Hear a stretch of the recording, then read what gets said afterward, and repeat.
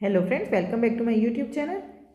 आज की इस वीडियो में हम करने वाले हैं डीआई क्वेश्चन नंबर 1 से टीजीटी 2021 पीआरटी पार्ट हम पूरा कर चुके हैं।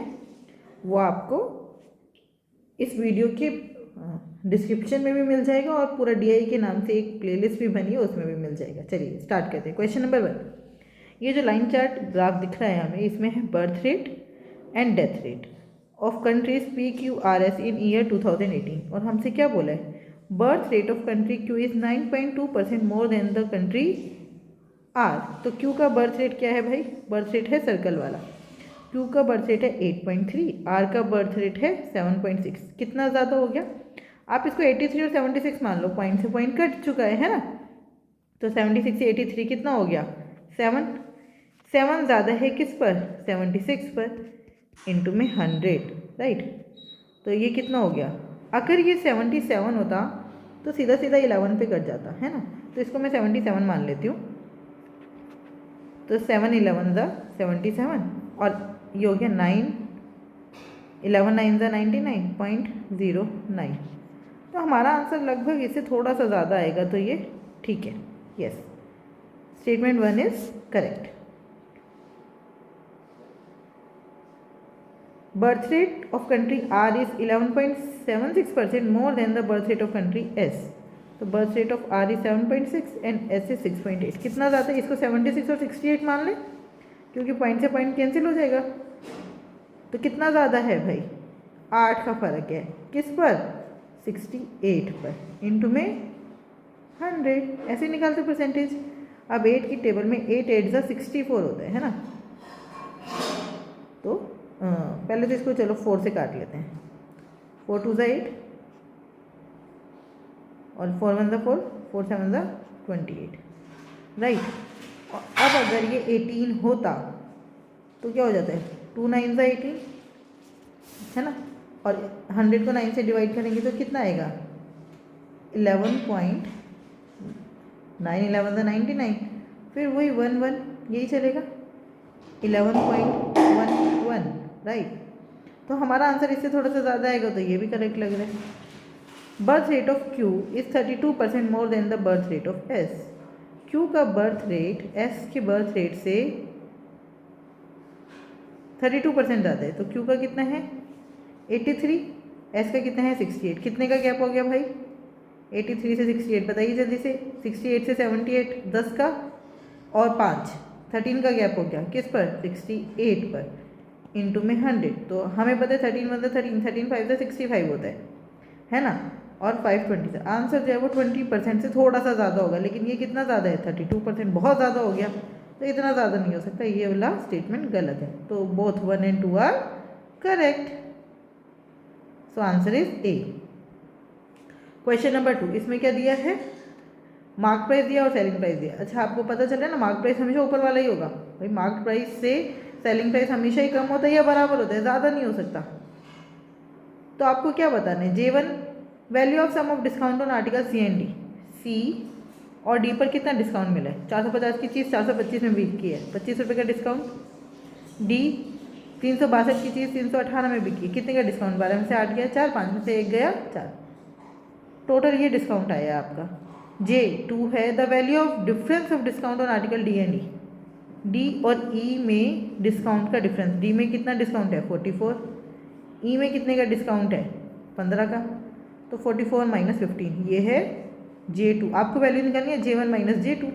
तो J2 को माइनस कर दो, माइनस 44 माइनस 15, बाहर माइनस है, ओपन करेंगे क्या हो जाएगा? माइनस 44 हो जाएगा, लेकिन 15 प्लस में हो जाएगा। 44 से 44 कैंसिल, ये कितना हो गया? 40। 40 is the right answer. Question number 3, the table given below shows the price in lakh of 6 cars. ठीक है, C1 ये दे दिया 6 कार है और XYZ 3 सिटीज़ हैं। The ratio of price of C1 in city X ये to the price of C4 in city Z, C4 in city Z।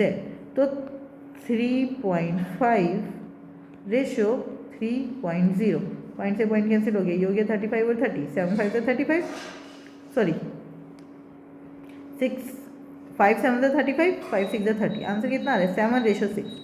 और इन्होंने क्या बोला है 6:7, ये नहीं हो सकता।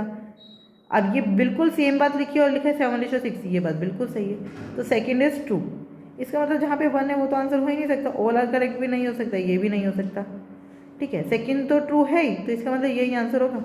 ओनली थर्ड हो ही नहीं सकता क्योंकि सेकंड तो ट्रू है ही। अब मैं थर्ड देखूंगी ही नहीं, है ना, बस खत्म। लेकिन फिर भी चलो आपको समझाने के लिए हम थर्ड भी देख लेते हैं। Price of C5 is 5% more than city Y than the price in city X। C5 का प्राइस सिटी X में 5% ज़्यादा है Y से। सिटी X में कितना है, पॉइंट हटा दो, यहाँ पर 40 है, यहाँ पर 42 है। सिटी वाई में कितना है 42, यहाँ पर है 40, 2 ज़्यादा है किस पर 40 पर, इंटू में 100, 220 था, 1 0 से 1 0 कटा, भाई 5% ज़्यादा है ना कि, हाँ तो 5, तो बोथ 2 एंड 3, हाँ तो ये है ना, तो हमें चेक करने की ज़रूरत ही नहीं थी, है ना। 5% बिल्कुल सही है, ये बात भी बिल्कुल सही है। Question number 4, the bar graph given below shows the sales of turnover of 6 companies P, Q, R, S, T and U for the month of June and July. Company R has a maximum percentage difference in the sales turnover between 2 months. देखिए जहाँ पर सबसे ज़्यादा gap होगा ना वहीं पे सबसे ज़्यादा परसेंटेज है। तो आप देखिए गैप किस में ज़्यादा है, गैप, ये वाला गैप, ये गैप किस में सबसे ज़्यादा है, किस में सबसे ज़्यादा लग रहा है, इसमें।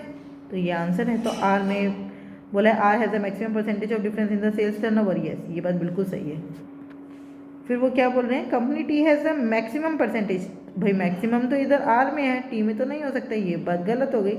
Company S has the minimum percentage difference in the sales turnover. अब मिनिमम की दिख रही है, सबसे कम गैप कहाँ पर दिख रहा है आपको, क्या एस में आपको सबसे कम गैप दिख रहा है, नहीं, इससे कम गैप तो यहाँ पर है ना, तो ये तो हो ही नहीं सकते, इसका मतलब एस भी नहीं है। Only one is the right answer, A is the right answer. Question number 5, ये जो पाई चार्ट है ये दिखा रहा है amount spend by a house wife on 6 different articles. Total वो कितना खर्चा कर रही है, 2,24,000 का। तो इसका मतलब 100% 2,24,000 के बराबर है। The value of central angle form by the sector D and E, ये डी है ये ई है, इन दोनों के द्वारा कितना सेंट्रल एंगल बन रहा है, कितना हो गया परसेंटेज, 5 3 8 38%। अच्छा आपको पता है 100% 360 डिग्री है ना, टोटल पूरा परसेंटेज 360 डिग्री के बराबर है। तो 38% क्या होगा, 360/100 इंटू में 38, 1 0 से 1 0 कैंसिल। अब काटो मत, 36 और 38 को मल्टीप्लाई कर लो, तो मैं इसको ऐसे कर सकती हूँ 36 इंटू में 36 + 2, तो ये हो गया 36 का स्क्वायर + 72। अब 36 का स्क्वायर निकालना बहुत इजी है, मुझे पता है ये 50 से 14 कम है, तो 14 का स्क्वायर कितना होता है 196, 96 आ गया लास्ट के 2 डिजिट और बचा 1, और 25 में से 14 माइनस कर दो, कितना बचा 11, 25 में से 14 गया 11 और एक ये 12, 1296 प्लस में 72, कितना आ गया 6 2 8, 9 और 7 16 का 1, 1368, और नीचे ये वाला 10 है तो पॉइंट लगा दो 136.8, ये बात बिल्कुल सही है। उसके बाद बोला है इन्होंने the value of central angle formed by sector C and E, C and E कितना हो गया 7 5 12%। 12% का कैसे निकालेंगे आप, इसको मिटो दें, इरेज कर दें इसको, 12% निकालना है। अब 12% का सेंट्रल एंगल कितना होगा 12%, वही 36/10 लिख दो, सीधा सीधा 1 0 से 1 0 कट गई, इंटू में 12। अब 36 इंटू 12 करना है, तो कितना है आपको पता है 12 3 से 36 होता है, तो ये हो गया 12 इंटू 3 इंटू 12/10 है ना, 12 12 था 144 इंटू में 3/10, 4 3 12 का 1, 4 3 12 और 1 13 का 1, 4 1 3 1 3 और 1 4, कुछ गड़बड़ कर दी क्या, 432 को ज़्यादा ही कम आ गया, एक बार देख लेते हैं।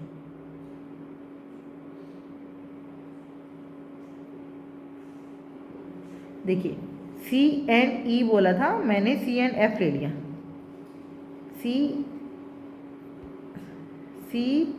एंड ई बोला था 28% निकालना है, 12% नहीं निकालना, कितना निकालना है, हमारा बिल्कुल सही चल रहा था 12% के हिसाब से। 28% निकालना है।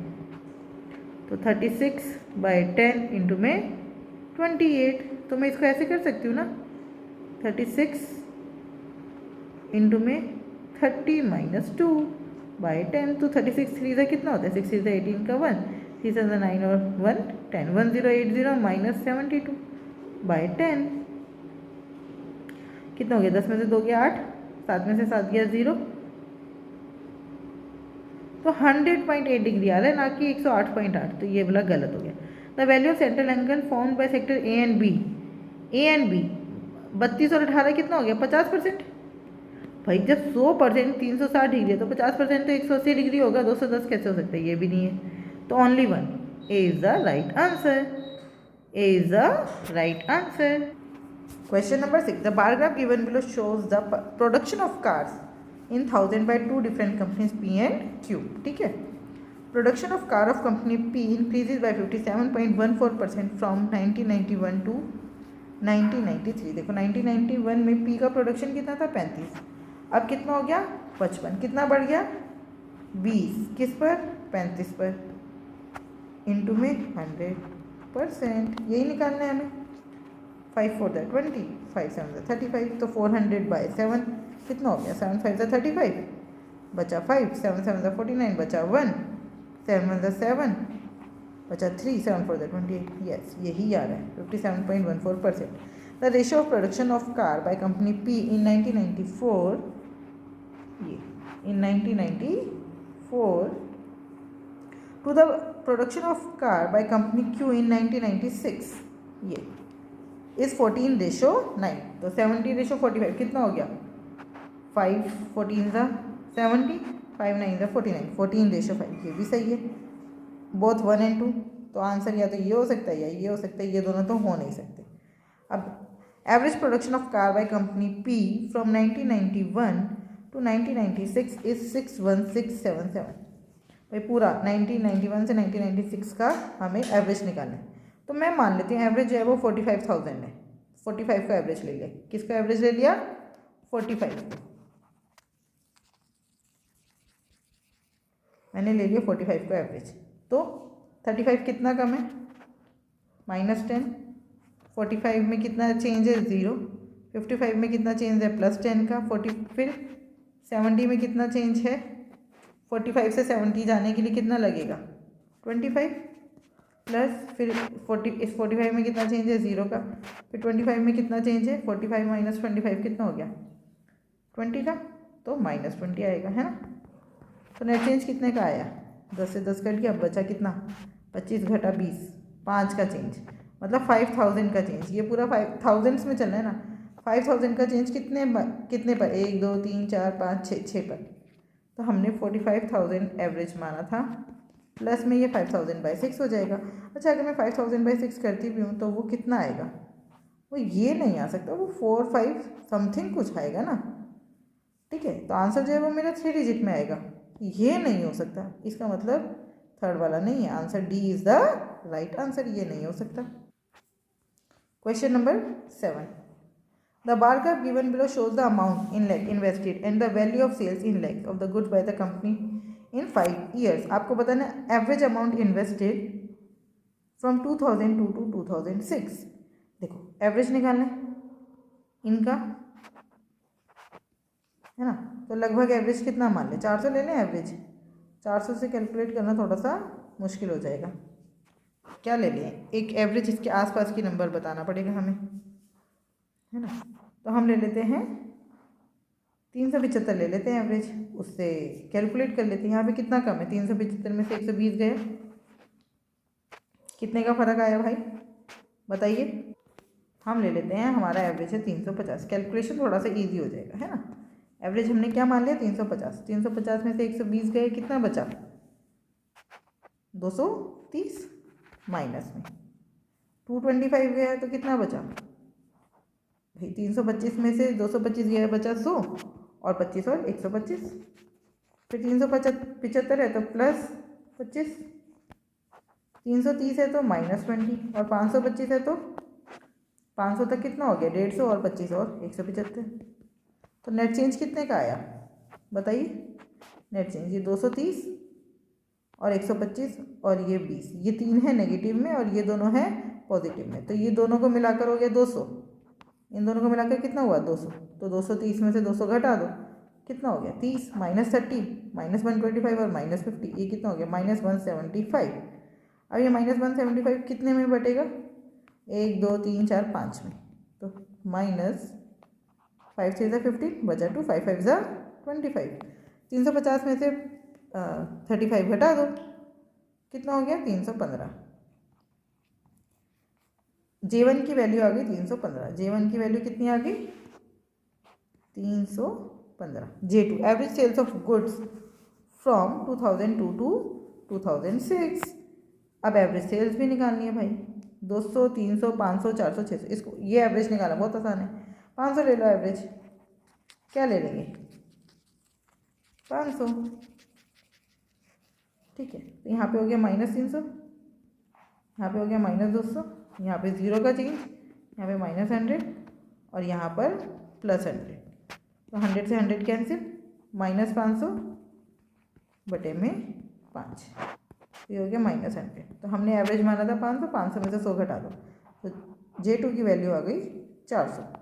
J3 difference between the amount invested in the value of sales in 2000, amount invested and value of sales in 2005, इनके बीच का डिफरेंस है 70 रुपये, 70 मतलब। What is the value of J2 minus J1 plus J3, J2 में से J1 घटाना है और J3 को प्लस करना है, ठीक है। तो कितना हो गया 315 गया, बचा 85, 85 प्लस 70 कितना होता है भाई 85 प्लस 70, बताइए 5 का 5 8 7 15 155, B is the right answer, B is the right answer. Question number 8, the line chart given below shows the percentage of net profit of company P and company Q from 2014 to 18, ठीक है। Net profit दिखा रहे हैं, net profit होता है income minus expenditure अपन में expenditure, तो आप इसको ऐसे मान के चलो। चलो इस क्वेश्चन को हम करते हैं नेक्स्ट वीडियो में, तो ये वीडियो बहुत लंबी हो जाएगी अदरवाइज। आई होप आपको यहाँ तक के क्वेश्चन समझ आए होंगे, फिर भी अगर कोई डाउट है तो आप मुझसे जुड़ सकते हैं @maths PS1, ये हमारा टेलीग्राम ग्रुप है जहाँ पे अपने डाउट आप पूछ सकते हैं। Thank you, keep learning, keep practising.